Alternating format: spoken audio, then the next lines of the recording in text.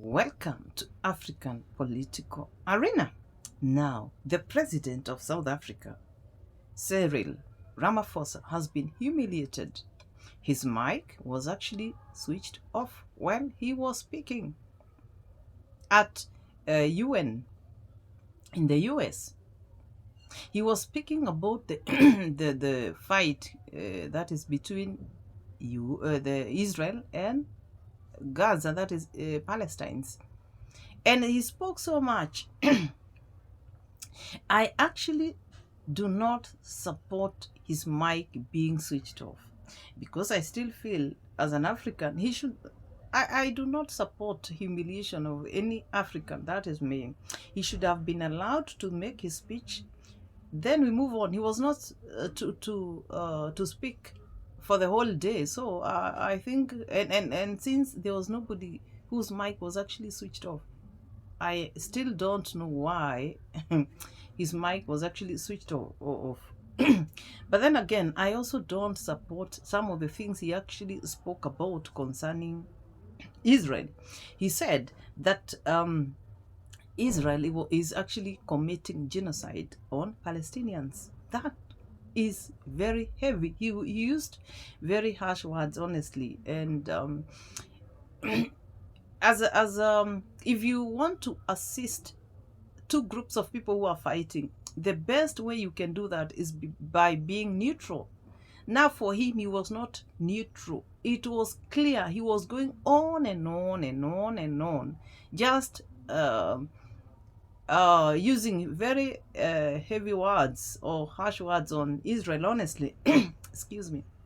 And we all know the war between Israel and Gaza, honestly. This was started I think 2 years ago, when the Hamas, the group, I call it, I think it's a group which is in Gaza, is a terrorist group which went into Israel.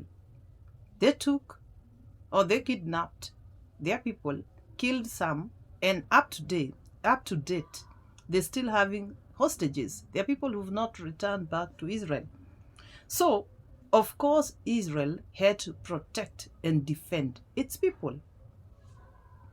So, when Ramaphosa was given the chance to speak at the UN, that is United, that the UN, that is, he took that chance to hammer Israel square. And sometimes I was wondering, why would the president of South Africa speak this way? Or why would you want to? Because speaking that way, you want Israel now to be your enemy. You cannot sort of try to bring two people, yet we can see clearly you're already on the other side. He spoke well concerning the two-state solution, which was also spoken by the president of Kenya, William Ruto, spoke so well, and also the president of Ghana, that is John Mahama. The two presidents spoke so well. They also spoke about this issue, yet their mics were not switched off, simply because they offered solution, then they moved on to other issues.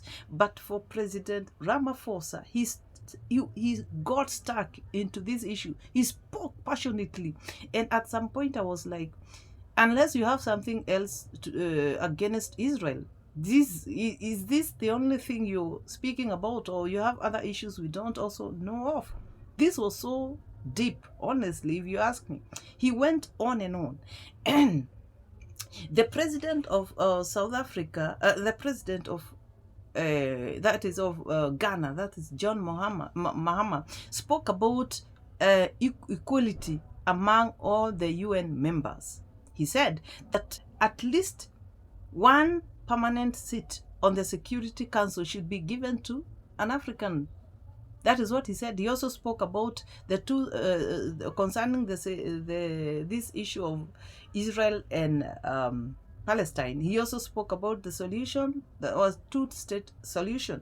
He also spoke about conflict in Sudan, which has actually led to so many Sudanese refugees.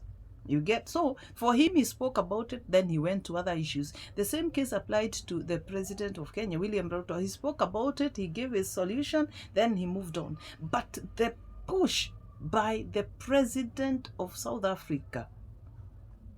I do not know why he spoke this way, unless you have something else against Israel, honestly. And as a person who wants to sort of bring peace between the two nations, then you must be neutral. You must be neutral.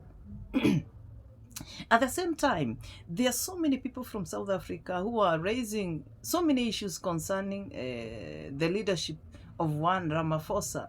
I don't know whether he's been able to answer some of the questions they are raising, issues concerning his nation, that he had to spend so much time to speak about other nations, yet his nation is having issues. Other people are also dying in Nigeria. Why can't you also speak about insecurity in that area? You speak about another nation, that is South Sudan, the same insecurity.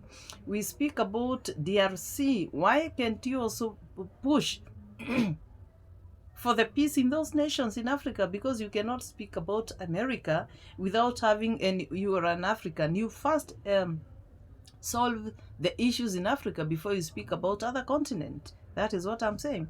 At the same time, I don't think it was right to, you do not want South Africa. And because I know the South Africans cannot send you to go and make enemies with Israel. You ought to stick in between. You ought to be neutral. Why do you want Israel to be your enemy anyway? You should stay in between. That is what I feel. The remarks he made, calling another nation genocide, they are committing genocide, I think that was beyond. Then I think we can use better terms. You don't have to go that way. Issues of other continent, when Africa has so many issues, honestly, so many issues, you cannot speak about them. But what is in your mind is, who are you trying to please anyway? How do you sweep your neighbor's house without first ensuring that yours is clean?